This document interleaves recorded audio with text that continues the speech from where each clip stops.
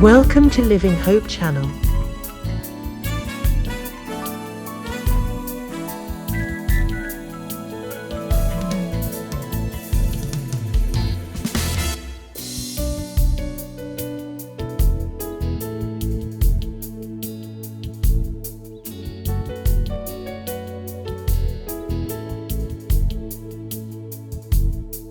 सारी सृष्टि पर तेरा अधिकार,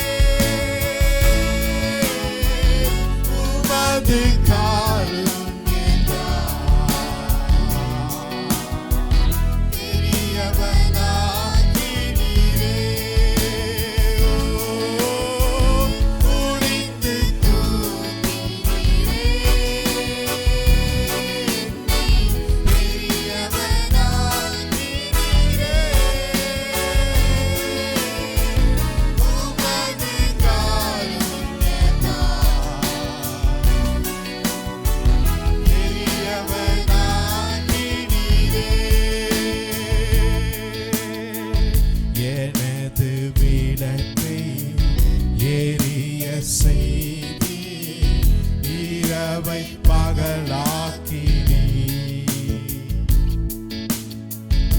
எனது விளக்கு எரிய செய்தி இரவை பகலாக்கினி எரிந்து கொண்டிருப்பேன் எப்போதும் உமக்காய் என் ஜீவன் பிரியும் வரை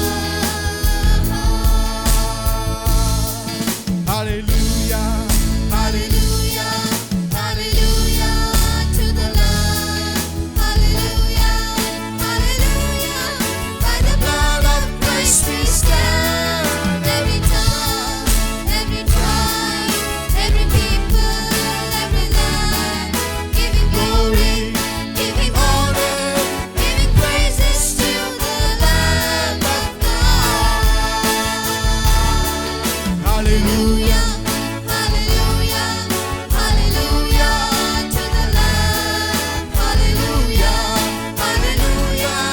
By the blood of Christ we stand. Every tongue, every eye, every people, every land, giving glory, giving honor, giving praises to the Lamb of God.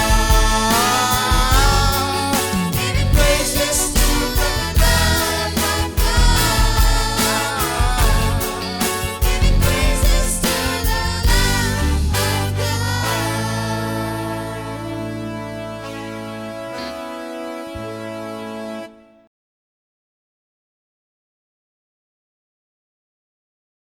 ஆண்டவர் இரட்சகருமாகிய இயேசு கிறிஸ்துவின் நாமத்தினால உங்கள் ஒவ்வொருவரையும் நாங்கள் வாழ்த்தி நாங்கள் வரவேற்கிறோம். हमारे उद्धारकर्ता प्रभु यीशु मसीह के नाम से आप सबों को हम स्वागत करते हैं. கர்த்தர் தாமே உங்கள் ஒவ்வொருவரையும் அவர் ஆசீர்வதிப்பாராக. यहोवा परमेश्वर आप ही आप सबों को आशीषित करें. கர்த்தருடைய வார்த்தை வல்லமையும் ஜீவனுமாய் இருக்கிறது. परमेश्वर का वचन जीवित और सामर्थ्य है. அந்த வார்த்தையை ஏற்றுக்கொள்வோம், விசுவாசிப்போம். इस वचन को हम ग्रहण करें, विश्वास करें. கர்த்தர் பெரிய காரியங்களை செய்வாராக. परमेश्वर महान कार्य को करने पाए. ஆமென். आमीन. கர்த்தர் நம்ம ஒவ்வொருவரையும் ஒவ்வொரு வழிகளை கர்த்தர் நடத்துகிறார். परमेश्वर हम हर एक को हर एक रास्ते में अगुवाई करते हैं. சில சமயத்தில் அந்த பாதை நம்மளுக்கு புதிதா இருக்கலாம். कई बार हमारा ऐसा लगता है कि नई रास्ता भी लगता है. சில சமயத்தில் அந்த பாதை நம்மளுக்கு விருப்பம் இல்லாதமலா இருக்கலாம். कई बार वो रास्ता हमारे लिए पसंद भी नहीं रहा होगा. சில சமயத்தில் அந்த பாதை இதுக்கு முன்னாடி நம்முடைய முன்னோர்கள் கூட கடந்து போகாத பாதையாய் கூட இருந்திருக்கலாம். कई बार वो रास्ता ऐसा भी होता है कि हम कोई भी उस रास्ते में कभी नहीं गए होंगे. திடீரென்று அந்த பாதை நம்மளுக்கு முன்பாக இருக்கலாம். अचानक वो रास्ता हमारे बीच में आया होगा. ஆனால் எல்லாவற்றையும் கர்த்தர் நன்மைக்காக செய்கிறார் என்று விசுவாசிப்போம். लेकिन हम विश्वास करें हर कार्य को परमेश्वर हमारी भलाई के लिए करते हैं. சில சமயத்தில் அந்த காரியங்களை அந்த அனுபவத்தை ஏற்றுக்கொள்வது ரொம்ப கஷ்டமான ஒரு காரியமா தான் இருக்கும். कई बार उस अनुभव को हमें अंगीकार करना दरअसल मुश्किल लगता है. ஆனா பரலோகத்தின் திட்டம் இப்படியா இருக்கும்.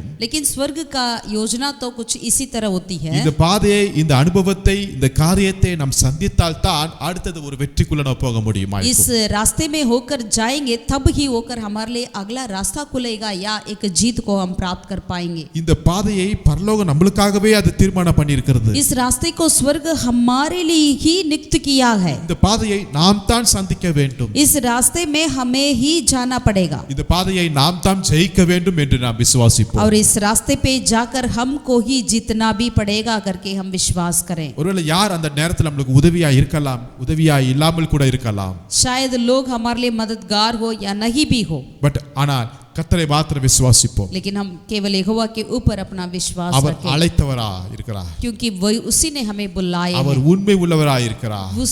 वही हमारा विश्वास योग्य भी அவர் है. நம்மை நடத்துகிறவரா இருக்கிறார். वही हमें अगुवाई करते हैं. ஆமென். आमीन. முதலாவதாக பார்ப்போம். पहला कार्य ஆதியாகமம் उत्पत्ति 21வது அதிகாரம் 21वीं अध्याय 14வது வசனத்திலிருந்து நான் வாசிக்கிறேன். 14 आयत से लेकर हम पढ़ते हैं. ஆதியாகமம் 21:14வது வசனம். उत्पत्ति 14 का 21 ஆபிரகாம் 14 में அதிகாலையில் எழுந்து அப்பத்தையும் ஒரு துருத்தி தண்ணீரையும் எடுத்து ஆகாருடைய தோளின் மேல் வைத்து பிள்ளையை ஒப்பு கொடுத்து அவளை அனுப்பிவிட்டான். सो इब्राहिम ने बिहान को तड़के उठकर रोटी और पानी से भरी चमड़े की तौली में हाजिरा को दी और उसके गंधे पर रखी और उसके लड़कों को भी उसे देकर उसको विदा किया. ஆபிரகாம் அதிகாலையிலே ஒரு முக்கியமான ஒரு வேலை செய்கிறார். अब्राहम ने भोर को ही कुछ मुख्य कार्य को करते हुए पाते हैं. என்ன காரியம்னா, कौन सा कार्य है? ஆகாரை கூப்பிடுறார். हाजिरा को बुलाया. ஆகார் கூட நினைச்சிருப்பாங்க, சரி எப்பொழுதும் போல குட் மார்னிங் சொல்றதுக்கோ அல்லது ஏதோ ஒரு உதவிக்காகவோ அல்லது ஒரு டீ போடுவதற்காகவோ ஒரு பிரேக்ஃபாஸ்ட்காகவோ ஏதோ ஒரு வேலைக்காகவோ ஆபிரகாம் கூப்பிடலாம் அப்படி கூட நினைச்சிருப்பாங்க. शायद हाजिरा सोचती होगी इब्राहिम ने हमें कुछ मदद करने के लिए बुला रहे हैं या कोई नाश्ता बनाने के लिए बुला रहे हैं, चाय बनाने के लिए बुला रहे हैं करके सोचा होगा. ஆனா ஒரு வித்தியாசமான ஒரு காரியத்தை இங்க ஆபிரகாம் செய்கிறார். लेकिन अब्राहम ने कुछ अलग तरीके की बातों को कर रहे हैं. ஈவன் ஆகார்ட்ட கூட கேட்கல, நான் உன்னை அனுப்ப போகிறேன் அப்படின்னு கூட கேட்கலங்க. हाजिरा से ये बातों को पूछा भी नहीं, तुझे मैं विदा करना चाहता हूँ करके. ஒரு துருத்தி தண்ணீரை எடுத்து கொடுத்து एक बोतल का पानी उनके हाथों में देकर, அப்பத்தை கொடுத்து रोटी को देकर பிள்ளையை ஒப்பு கொடுத்து और बच्चे को भी उनके हाथों में அவளை रखकर அனுப்பி விட்டான். उसे विदा कर दिया. எவ்வளவு ஒரு கஷ்டமான ஒரு நேரம் பாருங்களேன். कितना एक बहुत ही एक कठिन समय है. இத்தனை வருஷ காலமாய் ஆகார் ஆபிரகாமுடைய வீட்டில் இருந்தாங்க. इतने सालों से हाजिरा जो है इब्राहिम के घर पे रहती थी. சில வேதாகம வல்லுநர்கள் சொல்றாங்க कुछ बाइबल के वैज्ञानिक लोग कहते हैं இந்த ஆகார் ஒரு ராஜ குடும்பத்தில் பிறந்த ஒரு பெண்ணாய் இருக்கிறார்கள் என்று சொல்லி. हाजिरा जो है शायद एक राज की वंश की हो. அதனால தான் ஆபிரகாம் வீட்டில் பல வேலைக்காரிகள் இருந்தாலும் इसीलिए इब्राहिम के घर पे जितने भी कई नौकरानियां रहने के बावजूद भी ஆனா சாராள் இந்த ஆகாரை தெரிந்து கொண்டிருக்கிறாங்க. सराय जो है हाजिरा को चुना. அது மாத்திரமல்ல இந்த ஆகார் ஒரு கருப்பு இனத்தை சேர்ந்தவர்களாய் இருக்கிறார்களாம். इतना ही नहीं ये हाजिरा जो है एक अफ्रीकन की है. சோ இவளை ஏன் தெரிந்து கொண்டார்கள் என்றால் क्यों इस हाजिरा को चुना है? இவள் ஒரு ராஜ குடும்பத்தை ஒரு சேர்ந்த பெண்ணாய் இருக்கிறாள். ये एक राजवंश का है. சோ அப்ப நிச்சயமாய் அந்த சந்ததியும் ஒரு ராஜரிக ஒரு சந்ததியாய் வர வேண்டும் என்பது சாராளுடைய எண்ணமாய் இருந்தது. तो सारा का योजना ये था अपना वंश भी एक राजा की वंश में होना चाहिए करके. ஆனா இங்கு பார்க்கிறோம் இப்படிப்பட்ட வம்சத்துல பிறந்த இந்த ஆகாருடைய நிலைமை ரொம்ப மோசமா இருக்கிறது. लेकिन यहाँ पर ऐसी परिस्थिति को हम देखने पाते हैं कि हाजिरा का परिस्थिति अभी बिल्कुल अलग है. ஆபிரகாமுக்காகவும் சாராளுக்காகவும் எல்லாவற்றையும் அவள் இழந்தவளாய் இருக்கிறாள் ஆகார். इब्राहिम और साराई के लिए अपना सब कुछ खो दिया था हाजिरा ने. சாராள் ஆகாரை பார்த்து திருமணம் பண்ண வேண்டும் என்று சொல்லும்போது ஆகார்ட்ட எந்த ஒரு ரெக்வெஸ்டே பண்ணல, கேட்கவே இல்லை. ஏன்னா அவ அடிமை பெண்ணா இருக்கிறதுனால சாராளை இதை முடிவு பண்ணாங்க. सारा ने कभी हाजिरा से ये भी नहीं पूछा तुझे शादी में देना है क्या नहीं करके, क्योंकि उन्होंने बस आज्ञा दिया, उसके बदले में हाजिरा ने कुछ भी उत्तर नहीं दिया है. ஆபிரகாம் சாராளுடைய விருப்பத்தை இங்கு நிறைவேற்றின ஆகார் अब्राहम और साराई की इच्छा को हाजिरा ने पूरा किया है. இப்ப ஒரு நிர்பந்தமான ஒரு நிலைமைக்கு வந்துட்டாங்க. अब एक ऐसे परिस्थिति में आ पहुंची है. ஒரு சொந்த கணவரால கைவிடப்பட்ட ஒரு நிலைமைங்க. यानी अपने पति के द्वारा छोड़ी गई एक परिस्थिति. நிச்சயமாக எந்த பெண்ணும் இதை ஏற்றுக்கொள்ளவே முடியாதுங்க. जरूर कोई भी महिला इस कार्य को एक्सेप्ट नहीं कर पाएगी. சொந்த கணவரை அனுப்பி விட்டார். अपना पति ने उसे विदा किया है. அட்லீஸ்ட் கொஞ்சம் பணம் கொடுத்திருக்கலாமே, कम से कम थोड़ा पैसा दे सकते थे ஒரு சில வேலைக்காரர்களை கொடுத்திருக்கலாமே, या कुछ नौकरों को दे सकते थे. ஒரே ஒரு பாட்டில்ல ஒரு தண்ணியை கொடுக்கறாங்க.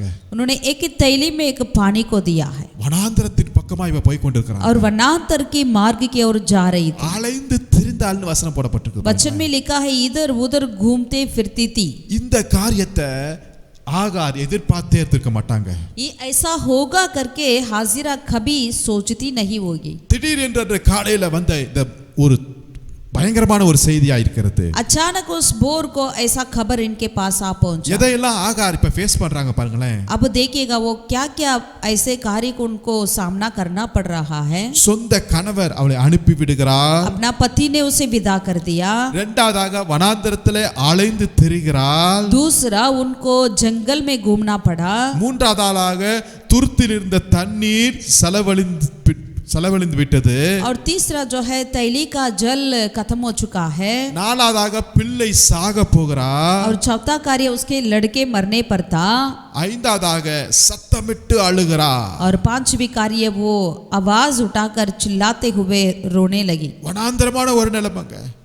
एक जंगल की अनुभव. உதவி செய்வதற்கு யாருமே இல்லைங்க. कोई नहीं सहायता करने वाला. ஆனா கணவர் பெரிய செல்வந்தர் பிரபுங்க. लेकिन उनका पति तो इतना बड़ा धनवान है.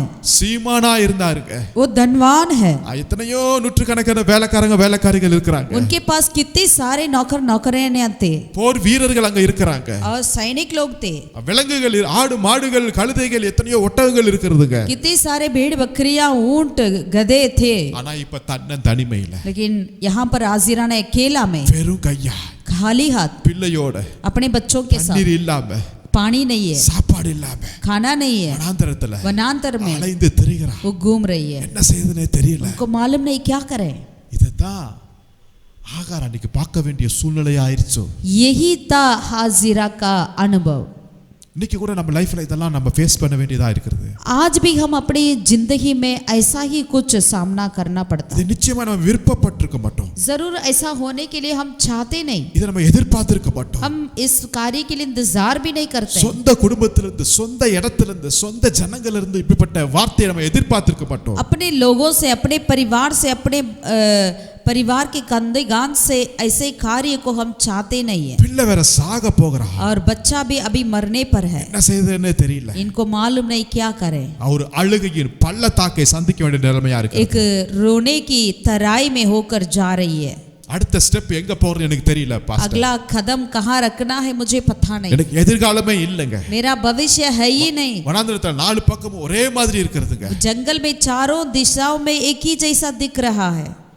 ஒருவேளை கண்ணீரின் பாதையில நீங்க போய் கொண்டிருக்கலாம். यदि आप भी ऐसे ही कुछ आंसुओं की तराई में जाते होंगे, பட் அவர் உங்களுடைய தேவன் நல்ல தேவனா இருக்கிறார். लेकिन आपका परमेश्वर वो भला है। ஹalleluya. हालेलूया। நான் சொல்லுவேன் ஈவன் சொந்த கணவர் உங்களை கைவிடலாம். हम ये कहना चाहते हैं यदि आपका अपना पति भी आपको छोड़ सकता है, ஈவன் சொந்த உங்க குடும்பம் உங்களை கைவிடலாங்க. अपना परिवार भी आपको छोड़ सकती है, ஆனா உங்களை அழைத்த தேவன் அவர் ஒரு நாள் ஒருபோதும் கைவிடுகிறவரே அல்ல. लेकिन जिस परमेश्वर ने आपको बुलाया है वो कभी भी आपको नहीं छोड़ेंगे। ஹalleluya. हालेलूया। ஹalleluya. हालेलूया। இந்த ரெண்டு வார்த்தை எனக்கு ரொம்ப பிடிச்சிருக்குது. इसमें से दो शब्द मुझे बहुत अच्छा लगा। 14ஆம் வசனத்துல 14 आयत में ஒரு துருத்தி, एक तौली,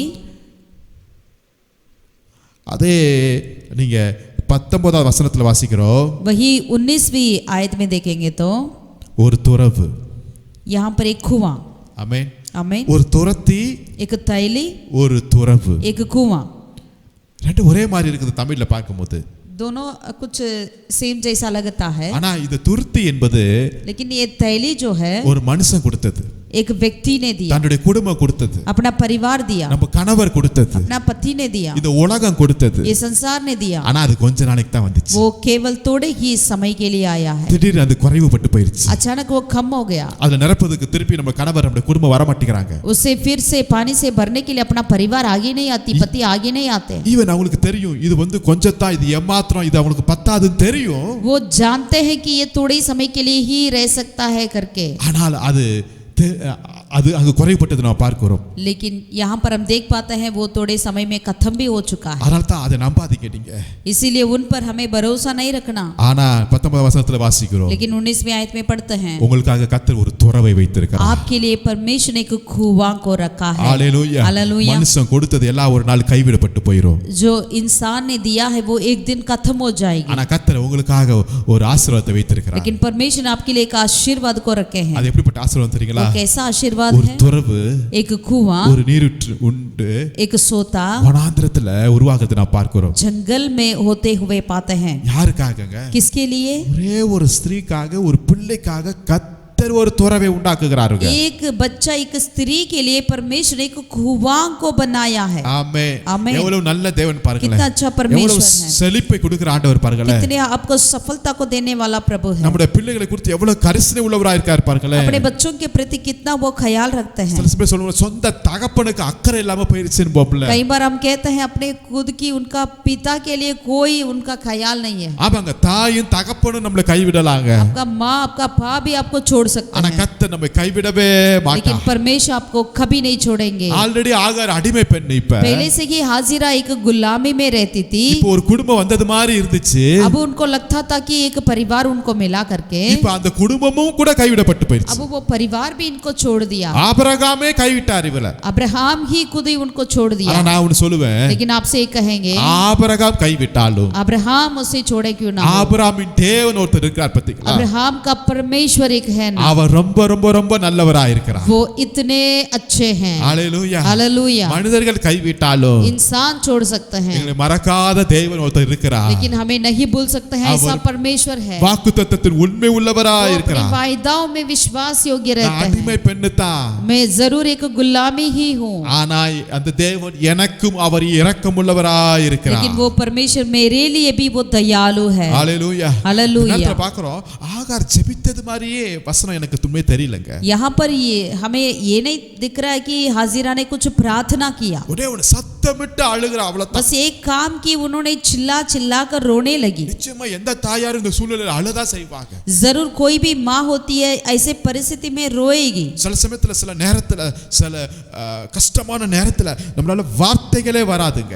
कई बार जब ऐसे मुश्किल के इस वक्त पर हमारी शब्दें नहीं निकलती मुंह से, என்ன வார்த்தை சொல்லி ஜெபிக்க வேண்டும் என்பது கூட நம்மளால புரியாத நேரமா இருக்கலாம். ऐसा हम समझ में बैठ जाते हैं कि हमें क्या कहकर प्रार्थना करें, அழுதுகிட்டே இருப்போம். रोते रहेंगे। அன்னால் அப்படிதான் தேவ சமூகத்துல வந்து தன் இருதயத்தை ஆத்துமாவை ஊற்றி அங்க அழுதாதனை பார்க்கிறோம். हन्ना भी ऐसे ही परमेश्वर की उपस्थिति में आकर अपने दिल को उंडेलते हुए रोती रही। அந்த அளவுக்கு ஆகார் இங்கு மனக்லேசம் நெருக்கப்படுகிற ஒரு நேரத்துல பார்க்கிறோம். ऐसा ही एक बड़ी दुख में हाजिराने यहाँ पहुंची है। ஒருவேளை இப்படிப்பட்ட லைஃப்ல நீங்க வாழ்க்கையில அனுபவத்துல நீங்க போய் கொண்டிருக்கலாம். यदि ऐसे कुछ परिस्थिति में आप भी अपनी जिंदगी में गुजरते क्यों ना हो, என்ன சொல்றதுனே தெரியலங்க. आपको पता नहीं क्या कहें, என் கஷ்டத்தை எப்படி விவரிக்கிறதுனே புரியலங்க. मेरी कष्ट को किस तरह मैं बताऊं, ஆனா அழுதுகிட்டே இருக்கிறீங்க. लेकिन रोते रह रहे हैं। கர்த்தர் உங்க அழுகைக்கு பதில் தருகிறவராய் இருக்கிறார். परमेश्वर आपके रोने को उत्तर देने वाला। ஹalleluya. हालेलुया। கர்த்தர் சொல்லுகிறாரு, परमेश्वर कहते हैं பயப்படாதே, अब डरो मत। ஆமென். ஆமென்। பிள்ளை இருக்கிற இடத்திலே தேவன் அவன் சத்தத்தை கேட்டார். जहां पर वो लड़का था वहां पर परमेश्वर ने उस लड़के की आवाज को सुना है। பிள்ளையின் சத்தத்தை என் தேவன் கேட்கிறவராய் இருக்கிறார். बच्चे की आवाज को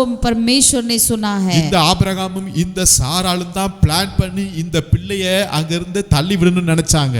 ये अब्राहम और सारा ने ही सोचा था इस बच्चे को यहाँ से निकालना है, பட் கர்த்தர் பிள்ளையின் சத்தத்தை கேட்கிறார். लेकिन यहाँ पर परमेश्वर उस लड़के की आवाज को सुना है। ஆகார் பார்க்கும்போது பிள்ளை சாக போகிறது நாம் பார்க்கிறோம். यहाँ पर हम देख पाते हैं कि वो लड़के मरने पर है करके। சாக போகிற பிள்ளை என்ன பேசியிருப்பான்னு கொஞ்சம் அப்படியே கற்பனை பண்ணி பாருங்களேன். दरअसल सोचिएगा मरने वाला लड़का क्या बोल सकता था, ஏதோ ஒரு அவரால பேச கூட முடியாதுங்க. यानी वो भूल भी नहीं पाता होगा தண்ணி இல்லையே, क्योंकि पानी नहीं है, தொண்டெல்லாம் வறண்டு போய் उनका गला बिल्कुल सूख गया होगा, ஒரு சின்ன ஒரு சவுண்ட் அப்படியே முணங்குற சவுண்ட் தான் வந்திருக்குங்க. कुछ छोटा सा आवाज उनके गले में से निकलता होगा। அந்த சவுண்ட் எவ்வளவு தூரத்துக்கு போயிருக்கும்? वो आवाज कितनी दूर तक जाता होगा। ஆனா நான் சொல்றேன் அது பரலோகத்துல போய் கெட்டி சேர்த்திருக்கு. लेकिन आपसे ये कहना चाहते हैं वो आवाज स्वर्ग तक पहुंचा है। ஆபிரகாம் சாராலும் ரெண்டு பேரும் உங்க காதை மூடிட்டாங்க. अब्राहम और सराय ने दोनों ने अपने कान बंद कर ली, ஆனா கர்த்தர் தன்னுடைய செவியை திறந்து வைத்திருக்கிறார். लेकिन यहोवा परमेश्वर अपने कान को खुले रखे थे। ஹalleluya. हालेलुया। பிள்ளையின் சத்தத்தை கேட்கிறார்கள். लड़के की आवाज को परमेश्वर ने सुना। உங்க பிள்ளைகளின் சத்தத்தை கர்த்தர் கேட்கிறார். आपकी बच्चों की आवाजों को भी प्रभु सुनते हैं। ஆமென். आमीन। ஹalleluya. हालेलुया। தேவன் அவன் சத்தத்தை கேட்டார். परमेश्वर ने उस लड़के की आवाज को सुना है। ஆமென். आमीन। 18 வசனத்தை வாசிக்கிறோம். 18 में देखते நீ हैं, எழுந்து பிள்ளை எடுத்து அவனை உன் கையினால் பிடித்து கொண்டு போ, அவனை பெரிய ஜாதி ஆக்குவேன் என்று கர்த்தர் उठ சொல்கிறார். अपने लड़के को उठा और अपने हाथ में संभाल, क्योंकि मैं उसके द्वारा एक बड़ी जाति बनाऊंगा। ஆமென். आमीन। வனாந்தரத்துல கர்த்தருடைய வார்த்தையை பாருங்களேன். परमेश्वर की आवाज को इस जंगल में देखिए, உன்னை பெரிய ஜாதி ஆக்குவேன். मैं तुझे बड़ी जाति बनाऊंगा। ஹalleluya. हालेलुया। ஆமென். आमीन। தேவன் அவருடைய கண்களை திறந்தார். परमेश्वर उसकी आंखें खोल दी।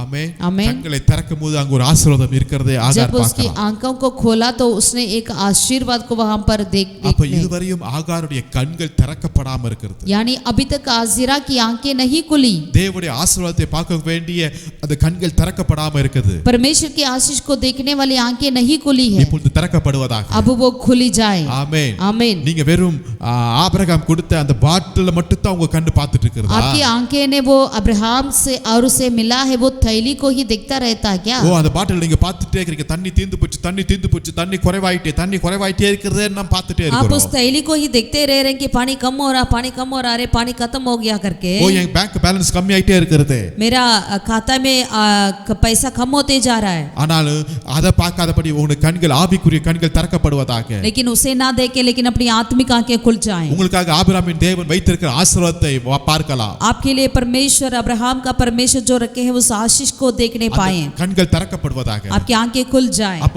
ஈவன் வனாந்திரத்திலே நான் செழிப்பை பார்ப்பேன். यानी जंगल क्यों ना हो वहां पर भी हम सफलता को देख पाएंगे। எல்லா இடங்களிலும் கர்த்தர் எனக்கு ஆசீர்வாதத்தை हर வைத்திருக்கிறார். जगह में परमेश्वर मेरे लिए आशीष को रखेंगे। ஆமென். आमीन। அங்க ஒரு தண்ணீர் துறவை கண்டு वहां पर एक कुएं को उन्होंने देखा, போய் துருத்தியிலே தண்ணீரை நிரப்பி பிள்ளைக்கு குடிக்க கொடுத்தார். उसने जाकर तैली को जल से भरकर लड़के को पिलाया। தேவன் பிள்ளையோட இருந்தார். परमेश्वर उस लड़के के साथ रहा, அப்பா இல்ல, पा नहीं, उनका पिता नहीं, ஆனா தேவன் இருக்கிறார். लेकिन परमेश्वर है। ஹalleluya. हालेलुया। அவனும் வல்லவனானான். वचन में लिखा है और वो बड़ा हुआ இப்ப அந்த வனாந்திரத்திலே அவன் குடி இருக்கிறான். और जंगल में ही रहने लगा। ஆமென். आमीन। கர்த்தர் அந்த இடத்தையே அவனுக்கு ஆசீர்வாதமாய் வைத்து கொடுத்தார். परमेश्वर उस स्थान को ही उनके लिए आशीष का कारण बना दिया। அது எது அந்த அம்மாவுக்கு அழுகையின் பள்ளத்தாக்கின் வனாந்தரமா இருந்துச்சோ, जो क्षेत्र उस हाजिरा के लिए रोने का थराई था, அது இப்ப செழிப்பான இடமாய் ஒரு குடியிருக்கிற இடமாய் கர்த்தர் மாற்றி அமைத்து தந்திருக்கிறார். अभी उसी स्थान को, उसी जंगल को परमेश्वर एक सफलता का जहाँ रहने यो लायक है वैसा स्थान बना दिया है। ஆமென், ஹalleluya. हालेलुया। சோ சில சமயத்துல இப்படிப்பட்ட இக்கட்டான சூழ்நிலையை நம்ம பார்க்க வேண்டிய நிலைமை வருது. कई बार ऐसे ही कुछ परिस्थिति में हमें गुजरना पड़ता है, ஆனாலும் பயப்படாதீங்க. लेकिन डरिए ना। ஆபிரகாமின் தேவனை நோக்கி பார்ப்போம். हम अब्राहम का परमेश्वर की ओर ताकते रहे। ஆபிரகாமையும் சாராளையும் இப்ப குறை சொல்லி டைம் வேஸ்ட் பண்ண வேண்டாம். इब्राहिम और सारे के बारे में कमियां बोलकर का समय नहीं है। அவங்க மனுஷங்க தானே, वो भी व्यक्ति इंसान है, ஆமா. ஆனா அவர் மனுஷன் அல்லங்க, लेकिन தேவன். हमारा परमेश्वर वो एक मनुष्य नहीं है, அவர் பெரியவர், वो महान परमेश्वर है, அழைத்தவர், वो जिसने हमें बुलाया, அவர் உண்மை உள்ளவராய் वो विश्वास योग्य है। ஆமென். ஆமென். ஒரு எகிப்திலிருந்து வந்த ஒரு அடிமை பெண்ணுக்கே என் தேவன் இவ்வளவு இரக்கமுள்ளவராய் இருந்தா, एक मिस्र से आई एक गुलामी में रहने वाली एक स्त्री के लिए परमेश्वर इतना दया दिखाते हैं, तो இயேசு இரத்தத்தால் கழுவப்பட்ட உங்களுடைய வாழ்க்கையில இன்னும் எவ்வளவு மகா இரக்கமுள்ளவராய் இருப்பார். यीशु मसीह के लहू से धुलाई हुए आपके लिए परमेश्वर क्यों ना दया दिखाएंगे। ஹalleluya. हालेलुया। ஆகவே உங்களுடைய சூழ்நிலைகளை உங்க பாதைகளை நீங்க பார்த்து பயப்படாதபடி வரப்போகிற ஆசீர்வாதத்தை நீங்க பார்க்கும்படியா நான் கேட்டுக்கொள்கிறேன். इसलिए जो रास्ता आप देख रहे हैं उसे देखकर डरिए मत, लेकिन आने वाली आशीष को देखकर आप आनंदित रहिए। இரண்டாவதாக ஒரு காரியத்தை பார்ப்போம். दूसरा, இஸ்ரவேல் ஜனங்கள் எகிப்திலிருந்து புறப்பட்டு வராங்க. इजराइल लोग मिस्र में से बाहर आ रहे थे। யாத்திராகமம் 15வது அதிகாரம், निर्गमन 15वें अध्याय में இது மோசேயுடைய ஒரு வெற்றியின் பாடல் நம்ம இங்க படிக்க முடியுது. यहाँ पर इस 15वें अध्याय में मूसा का एक जय का गीत को देख सकते हैं। 1ஆம் வசனத்துல पहला आयत में மோசேயும் இஸ்ரவேல் புத்திரரும் கர்த்தரை புகழ்ந்து பாடின பாட்டு. तब मूसा और इजरायलियों ने यहोवा के लिए यह गीत गाया। ஏமா ஏன் பாட்டு பாடுறாங்கன்னா, क्यों वो गीत गाए थे? எகிப்தியரையும் அவருடைய எல்லா ராணுவங்கள் எல்லாம் கர்த்தர் முறியடிக்கிறார். क्योंकि मिस्र और सारी सेना को परमेश्वर ने वो हारा दिया है। ஆமா, தன்னை பின் தொடர்ந்து வந்த சத்துருக்களை கர்த்தர் இங்க முறியடிக்கிறதை பார்த்தார். इजराइलियों को जो पीछा करके आए थे उन शत्रुओं को परमेश्वर ने हरा दिया। இத பார்த்த ஜனங்களுக்கு ஒரு பெரிய என்ன சொல்றது, ஒரு உற்சாகம் வந்து கர்த்தரை புகழ்ந்து பாடி ஆராதிக்க ஆரம்பிச்சிட்டாங்க. जब इजराइलियों ने इसे देखा है उन्होंने चुप नहीं रह पाया, परमेश्वर को बड़ाई करने लगा, स्तुति करने लगा। மோசே மாத்திரமல்ல, மீரியாவும் இங்கு பாட்டு பாடுகிறதை நான் பார்க்கிறோம். केवल मूसा ही नहीं, मिरियम भी वो परमेश्वर को गीत गाते हुए देखते हैं। தம்புரத்தோடும் நடனத்தோடும் அங்கு கர்த்தரை பாடி துதிக்கிறார்கள். अपने टैम्बूरिन लेकर उन्होंने नाचते हुए परमेश्वर को स्तुति करते हुए पाते हैं। 21ஆம் வசனம் வரையும் அங்கு கர்த்தரை பாடி ஆராதித்து மகிமைப்படுத்திக் கொண்டிருக்கிறார்கள். 21वीं आयत तक उन्होंने परमेश्वर को स्तुति करते नाचते हुए परमेश्वर को बजाते हुए रहते थे। 22ஆம் வசனத்துக்குள்ள வந்தீங்கன்னா 22वीं आयत में यदि आएंगे तो சூர் வனாந்தரத்துக்கு வந்தானா, वे सूर नामक एक जंगल में आ पड़े। அங்கு வந்தோன்ன 3 நாள் வனாந்தரத்துல தண்ணீர் கிடைக்காம वहां पर போயிடுச்சு. उस जंगल में 3 दिन तक उनको पानी नहीं मिला। 23ஆம் வசனத்துல 23वीं आयत में அவர்கள் மாராவிலே வந்தபோது மாராவின் தண்ணீர் கசப்பாய் மாறிற்று. फिर मारा नाम एक स्थान पर पहुंचे, वहां का पानी खारा था। 24ஆம் வசனத்துல और 24वीं आयत में அப்பொழுது ஜனங்கள் மோசேக்கு விரோதமாய் முறுமுறுத்து எண்ணத்தை குடிப்போம் என்றார்கள். तब वे ये कहकर मूसा के विरुद्ध बकचक करने लगे कि हम क्या पिए। எங்க 21ஆம் வசனம் வரையும் ஆடலும் பாடலும் ஸ்தோத்திரம் ஸ்தோத்திரம் ஆராதனை கொண்டாட்டமா இருந்துச்சு. 21वीं आयत तक वो स्तुति करते थे, नाचते थे, महिमा करते थे, सब कुछ किया करते थे। அந்த செவந்த சமுத்திரத்தின் தண்ணீரை பார்த்த உடனே ஆராதனை வந்துச்சு. लाल समुद्र के जब दो भाग हुआ उसे देखकर उनको मुंह से आराधना निकला है। ஆனா கொஞ்ச நேரத்துல இந்த மாராவின் தண்ணீரை பார்த்த உடனே முறுமுறுப்பு விரோதம் வந்துருச்சு. लेकिन जब मारा के पास थोड़े वक्त पर आप पहुंचे थे उसी पानी के पास आकर उन्होंने कुड़कुड़ाने लगे। ஆண்டவர் நல்லவர் தானே, परमेश्वर भला ही है ना। அவர் எதை செய்தாலும் நன்மைக்கென்று செய்கிறவரா இல்லையா? यदि वो जो कुछ करेंगे वो भलाई के लिए करेंगे कि नहीं। 430 வருஷம் அடிமைத்தனத்துல இருந்தீங்க. 430 वर्ष तक वो गुलामी में थे। எகிப்தியர் உங்களை அடிமைத்தனத்துல நடத்தினாங்க. मिस्र ने गुलाम में रखे थे आपको। உங்களுடைய வேண்டுதலை கர்த்தர் கேட்டு உங்களை வெளியே கொண்டு வந்தாரு. आपकी आवाज को परमेश्वर सुना और आपको बाहर लेकर आया। அது சாதாரணமாய் உங்களை கொண்டு வரல. लेकिन साधारण रूप से बाहर नहीं लाया है। அங்க 10 பயங்கரமான வாதைகள் வந்தது. मिस्र के लिए 10 ऐसा बड़ी विपत्तियां आ पड़ी है। கடைசியாக சங்கார தூதன் வந்தா. अंतिम में जो मरने वाला आया था, मारने वाला। எகிப்தில் இருக்கிற அரண்மனையிலிருந்து கடைசி வீடு வரை இருக்கிற எல்லா வீட்லயும் அந்த முதல் பிள்ளை மரிக்கிறத நீங்க பாத்தீங்க. मिस्र के राजा के घर से लेकर अंतिम व्यक्ति के घर तक पहलौठा की मृत्यु को देखते थे। எகிப்திற்கும் உங்களுக்கும் ஒரு பெரிய வேற்றுமையை கர்த்தர் பண்ணினதை நீங்க பாத்தீங்க. परमेश्वर ने आपके और मिस्र के बीच में बड़ी अंतर को दिखाया, इसे भी आपने देखा। மேக ஸ்தம்பம் அக்கினி ஸ்தம்பம் உங்களை வழிநடத்துறதை நீங்க பாத்தீங்க. मेघ की खंबा अग्नि की खंबा आपको अगुवाई करते हुए देखा। செவந்த சமுத்திரத்துக்கு முன்னாடி வந்தா என்ன செய்யறதுன்னு தெரியாம இருக்கும்போது கர்த்தர் அந்த செவந்த சமுத்திரத்தை பிளந்து அதுல உங்களை வழிநடத்துனதை நீங்க பாத்தீங்க. लाल समुद्र के सामने जब आई परमेश्वर ने लाल समुद्र को भागा है और उसके बीच में से आपको लेकर आया है, इसे भी आपने देखा। உங்களை துரத்தி வந்த பார்வோனோட ரதங்கள் எல்லாம் மூழ்கி போனதையும் நீங்க பாத்தீங்க.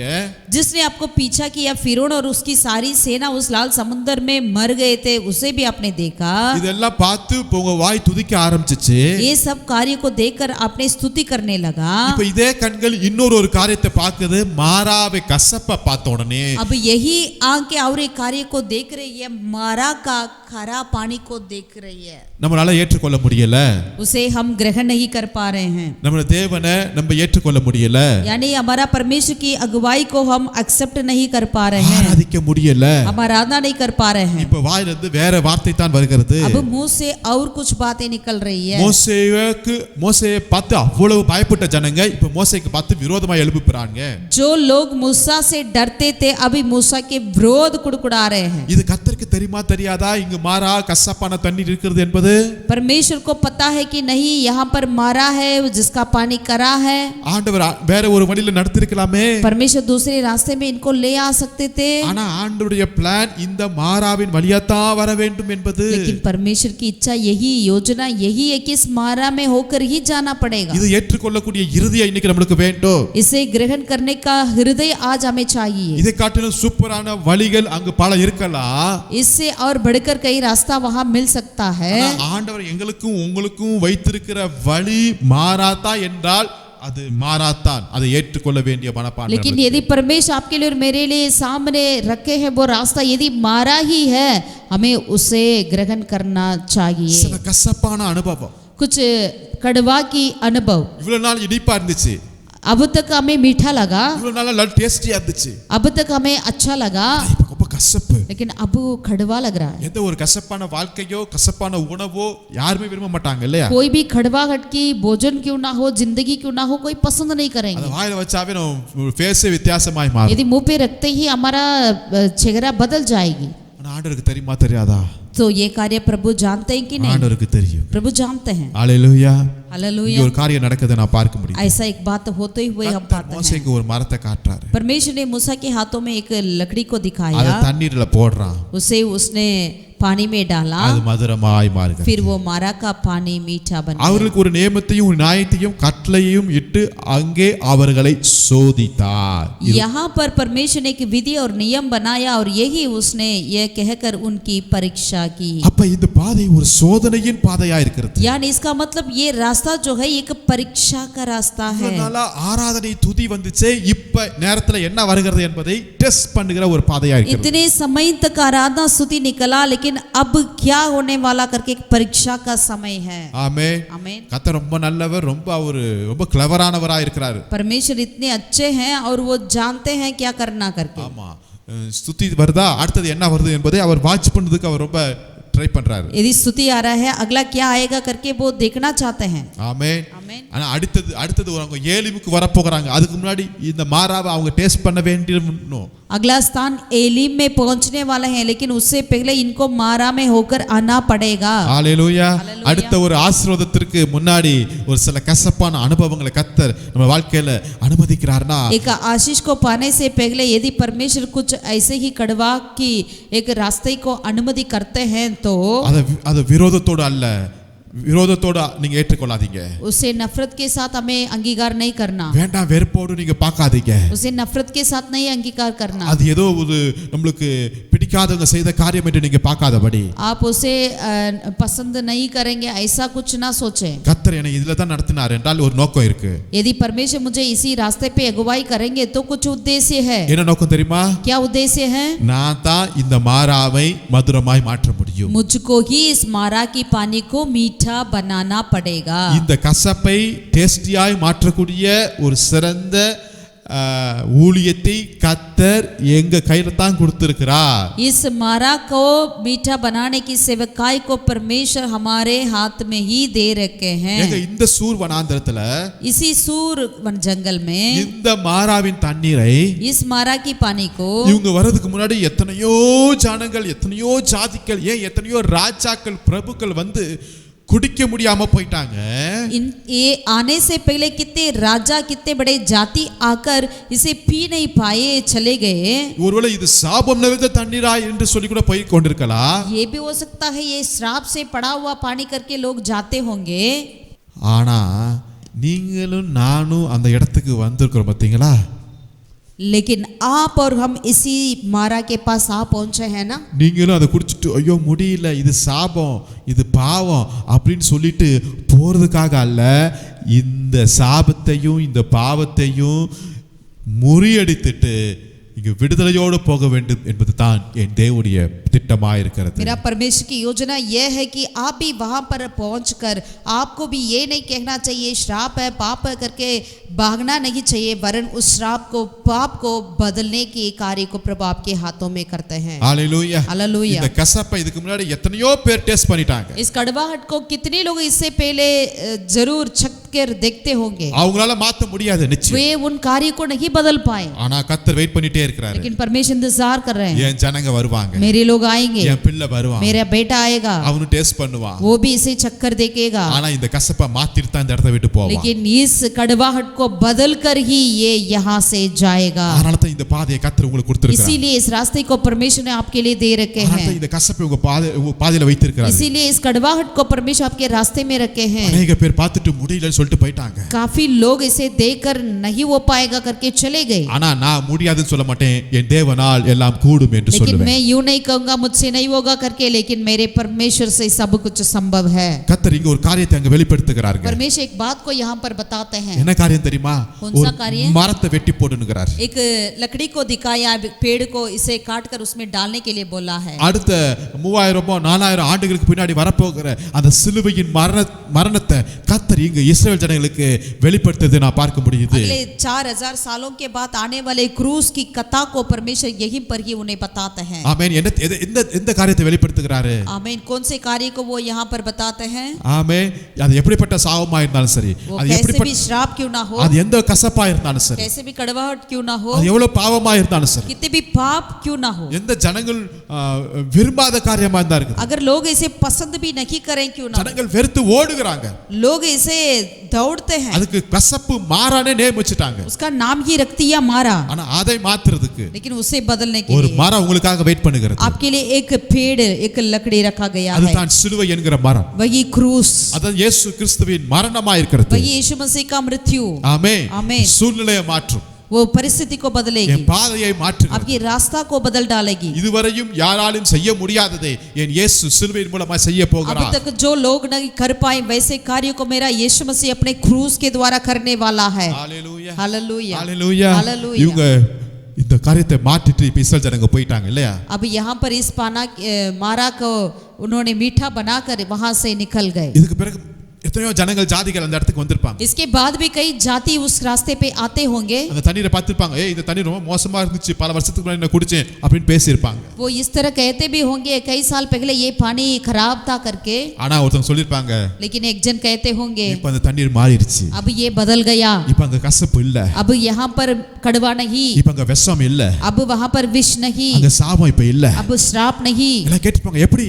सारे लोग पूछे होंगे कैसा हुआ. அப்பதான் சொல்லிருப்பாங்க, तब इन्होंने कहा होगा இஸ்ரவேல் ஜனங்கள்னு ஒரு ஜனங்கள் வந்தாங்க. इजराइल करके एक जाति आई. ஆமென். आमीन. அவர்கள் வந்துட்டு वो जब आए थे குடிச்சிட்டு போகல, उन्होंने ऐसा इसे पार कर कर नहीं गया, இந்த சாபத்தை கசப்பை மாற்றி விட்டுட்டு தான் போனார்கள். उन्होंने इस श्राप को इस कड़वा को बदल कर ही गए थे. அந்த இஸ்ரவேலின் தெய்வம் தான் தெய்வம். वो इजराइल का परमेश्वर ही परमेश्वर है. ஹalleluya. हालेलुया. ஆமென். ஆமென். உங்க நீங்க எத்தனையோ பாதை நீங்க போய் கடந்து வந்திருப்பீங்க. आप ऐसे कितने रास्ते में होकर निकलते होंगे, பல வெற்றிகளை நீங்க பார்த்துட்டு வந்திருக்கீங்க. कई ऐसे जगहों में देख कर आए होंगे, ஒருவேளை நீங்க மறந்திருப்பீங்க, शायद आप भूलते होंगे, நீங்க போயிட்டே இருக்கீங்க, आप आगे जाते रहते ஆனா हैं, அதே பாதையில அதே காரியத்துல பின்னாடி வந்துட்டு இருக்காங்க பாருங்களேன். लेकिन उसी कार्य में उसी रास्ते में और भी लोग आते हैं. உங்க சந்ததி வந்துட்டு இருக்கும், आपकी पीढ़ी आती है, உங்க பிள்ளைகள் வராங்க, आपके बच्चे आते हैं, அவங்க சொல்லுவாங்க, वो कहेंगे எங்க பேரண்ட்ஸ் இந்த காரியத்தை சந்திச்சாங்க, हमारे माँ बाप भी इसी रास्ते में होकर निकले, ஆனா இதுல வெற்றியை பார்த்தாங்க. लेकिन इसमें उन्होंने जीत को पाया. இங்க ஜெபித்து ஜெபித்து ஜெபித்து அதுல ஒரு பெரிய வெற்றியை பார்த்தாங்க. आप भी प्रार्थना कर करके उसमें से एक जीत को पाया, சோ நானும் வெற்றியை பார்ப்பேன். तो हम भी जीतेंगे. ஆமென். आमीन. அவங்களுடைய ஜெபத்திற்கு ஒரு வெற்றி உண்டாச்சு. उनकी प्रार्थना के लिए एक जीत मिला. அவங்களுடைய தெய்வமே தெய்வம். उनका परमेश्वर ही परमेश्वर है. ஹalleluya. हालेलुया. மாராவின் தண்ணீரை மதுரமாய் मारा का மாற்றினார். पानी को उन्होंने मीठा बना लिया. இந்த ஊழியத்தை கர்த்தர் இஸ்ரவேல் ஜனங்கள் மேல தான் வச்சிருந்தார். इस सेवकाई को परमेश्वर इजराइल लोगों के ऊपर ही रखा था. ஒருவேளை அன்னைக்கு பெரிய பெரிய வல்லரசு காணப்பட்டிருக்கலாம், शायद उन जमाने में बड़े बड़े राज्य होता होगा, பிரபுக்கள் இருந்திருக்கலாம், महान लोग होते होंगे, வைத்தியர்கள் இருந்திருக்கலாம், बड़े बड़े वैद्य होते होंगे, பட் அவங்களால செய்ய முடியாது. लेकिन ये वो इन कार्य को नहीं कर पाया. இப்பதான் அடிமைத்தனத்துல இருந்து வெளியே வந்தாங்க, அவங்க மூலமா கர்த்தர் செய்ய ஆரம்பிக்கிறார். अब ही इन्होंने इस्राएल लोग ने जो गुलामी से वापस आए थे, उनके द्वारा ही परमेश्वर इस महान कार्य को करते हैं. 27 वசனத்துல और வாசிக்கிறோம், 27वें आयत में पढ़ते பின்பு हैं, அவர்கள் ஏலிமுக்கு வந்தார்கள், फिर वो येलिम में आ पहुंचे, அங்க 12 நீரூற்றுகளும் 70 பேரிச்ச மரங்களும் இருந்தது. जहां पानी के 12 सोते और 70 खजूर के पेड़ थे. ஆமென். ஆமென். ஒரு தண்ணீர்ல வெற்றி அவங்க பார்த்தாங்க, एक पानी में उन्होंने जीत को पाया. இந்த 12 நீரூற்றுகளை கர்த்தர் அவர்களுக்காக यहाँ पर வச்சிருந்தார். परमेश्वर ने पानी के 12 सोते को रखा है. ஆமென். ஆமென். ஒரு காரியத்துல கொஞ்சம் கஷ்டமானதா நீங்க வெற்றியை பார்த்துருங்க, அதுக்கப்புறம் வருகிற ஆசீர்வாதங்கள் பெரிய லெவல்ல கர்த்தர் உங்களுக்கு வைத்திருக்கிறார்கள். एक बातों में आप परमेश्वर की आशीर्वाद को जीत को प्राप्त करिएगा, उसके बाद आने वाले महान कार्य आपके लिए इंतजार करते हैं. இதுதான் விசுவாச பாதை, यही विश्वास की रास्ता இதுதான் है, ஒரு கிறிஸ்துவுடைய ஓட்டமா இருக்கிறது. यही एक मसीह का दौड़ है. ஹalleluya. ஹalleluya. கர்த்தர் இப்படி தான் நடத்துறார். परमेश्वर ऐसे ही अगुवाई சோ करेंगे. சில காரியங்களை நம்ம வாழ்க்கையில பாதையில பார்ப்போம், அது நம்மளுக்கு விருப்பம் இல்லாத காரியமா இருக்கலாம், तो कुछ ऐसे रास्ते पे आप जाएंगे जगह आप पसंद भी नहीं करेंगे, பட் அதை தான் கர்த்தர் நம்மளுக்கு முன்னாடி வைத்திருந்தார் என்றால் பாருங்க. लेकिन यदि वही रास्ता है परमेश्वर आपके लिए रखे हैं तो उस पर आप ध्यान दें. இயேசுவை நீங்க பார்க்கும்போது आप यीशु मसीह को देखेंगे तो அவருக்கு ஒரு பாதை இருந்துச்சு. यीशु मसीह के लिए एक रास्ता था. என்ன பாதை இருந்துச்சு? कौन सा रास्ता था? எபிரேயர் 12:2 நம்ம வாசிக்கிறோம். इब्रानी की पत्री उसका 12 का दूसरा आयत में हम देख सकते हैं. எபிரேயர் 12:2 इब्रानियों की पत्री 12वीं अध्याय का दूसरा அவர் आयत. தமக்கு முன் வைத்திருந்த சந்தோஷத்தின் பொருட்டு அவமானத்தை எண்ணாமல் சிலுவையை சகித்து தேவனுடைய சிங்காசனத்தின் வலது பரிசத்தில் வீற்றிருந்தார். जिसने उस आनंद के लिए जो उसके आगे धरा था, लज्जा की कुछ चिंता ना करके क्रूस का दुख सहा और सिंहासन पर परमेश्वर के दाहिने जा बैठा. இயேசுவுக்கு முன்னாடி அந்த பாதையில ஒன்று இருந்துச்சு, ஒரு அவமானம், ஒரு சிலுவை மரணம் இருந்துச்சுங்க. यीशु मसीह के सामने एक रास्ता था, यानी एक अपमान का, निंदा का, एक क्रूस का रास्ता था. அவர் சகித்தார் அந்த காரியத்தை, उसने उसे सहा, அவர் ஏற்றுக்கொண்டார். उन्हें एक्सेप्ट कर लिया. இப்போ எங்க இருக்கிறாரு? अब वो कहाँ है? தேவனுடைய சிங்காசனத்தின் வலது பரிசத்துல வீற்றிருக்கிறார். परमेश्वर के दाहिने और सिंहासन पर बैठे हैं. அப்ப இயேசுவுக்கே இந்த பாதைனா यदि यीशु मसीह के लिए ही यही रास्ता है तो அதையே அவர் சந்தோஷமா ஏற்றுக்கொண்டார். उसी रास्ते को उन्होंने आनंद के साथ ग्रहण कर लिया है. சோ இன்னைக்கு நம்ம போகிற பாதையை சந்தோஷமா ஏற்றுக்கொள்ளுங்க. आज हम जिस मार्ग में जा रहे हैं उसे आनंद के साथ आप एक्सेप्ट करें.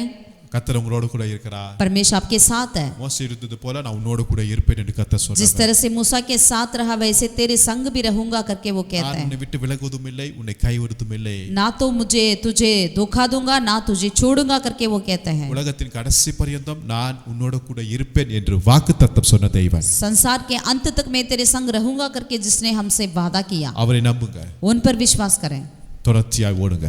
और लगातार हम दौड़ते रहें. கர்த்தர் பெரிய காரியங்களை परमेश्वर செய்வார். महान कार्य को करें. ஆமென். आमीन. ஜெபிக்கலாமா? आइए प्रार्थना करें. நல்ல பிதாவே, நன்றியோடு உம்மை ஸ்தோத்திரிக்கிறோம். हमारे परमेश्वर हम तेरा धन्यवाद करते हैं. கிருபையும் இரக்கம் நிறைந்தவரே உமக்கு ஸ்தோத்திரம். कृपा अनुग्रह से भरा हुआ परमेश्वर तेरा धन्यवाद. எங்க வாழ்க்கையில நீங்க அனுமதித்த ஒவ்வொரு பாதைகளுக்காக நன்றி செலுத்துகிறோம். हमारे जीवन में जो आप अनुमति करते हैं हर एक रास्ता के लिए धन्यवाद. அது எங்களுக்கு பிடிக்காததா இருக்கலாம், यदि वो हमें ना भी पसंद हो அது எங்களுக்கு எதிர்பாராத ஒரு காரியமா या இருக்கலாம், यदि वो उसे हम चाहे भी नहीं हो, பட் நாங்கள் அதை ஏற்றுக்கொள்கிறோம். लेकिन उसे हम एक्सेप्ट करते हैं சந்தோஷமாய் आनंद के साथ. முழு மனதோடு அதை ஏற்றுக்கொள்கிறோம். पूरी दिल से उसे हम ग्रहण करते हैं. நாங்கள் எங்கள் மூலமாய் அந்த காரியத்துல என்ன செய்யணும்னு நீங்க வைத்திருக்கிறீங்களோ அதை செய்வதற்கு எங்களுக்கு கிருபை செய்வீர். हमें उस कार्य के द्वारा क्या करना आप चाहते हैं वही कार्य को आप कर दीजिए. சந்தோஷமாய் ஏற்றுக்கொள்ள எங்களுக்கு உதவி आनंद செய்யுங்க. के साथ उसे ग्रहण करने के लिए मदद कर रहा है. பொறுமையோடு ஏற்றுக்கொள்ள எங்களுக்கு உதவி செய்யுங்க. उसे धीरज के साथ सहने के लिए मदद कर रहा है. ஆசீர்வதிப்பு. आशीषित कर. துதி கன மகிமை ஒருவருக்கே செலுத்து. सारा आदर महिमा जलाल तुझे देते हैं. இயேசுவின் நாமத்தில் ஜெபிக்கிறோம் எங்கள் ஜீவனுள்ள நல்ல பிதாவே. यीशु के नाम से हम प्रार्थना करते हैं मेरे आमीन. जीवित परमेश्वर. आमीन. கர்த்தர் உங்களை ஆசீர்வதிப்பாராக. यहोवा परमेश्वर आप सभी को आशीषित करें. Thank you. Praise the Lord. God bless सबको you. जय मसीह की.